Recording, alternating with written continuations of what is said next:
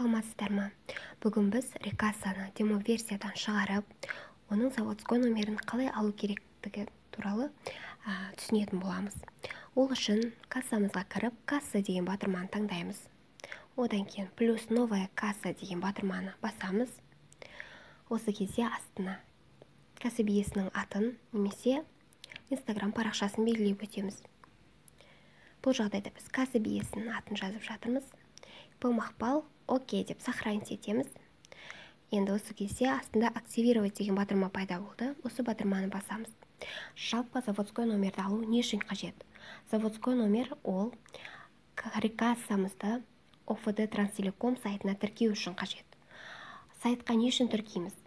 Сайтқа тіркесек, рекассаға ұрылған барлық чектер, жалпы барлық табыс налоговыйдың базасында көрініп тұру үшін қажет болады. Міне біздің заводской номеріміз шықты, енді алып тіркей берсек болады.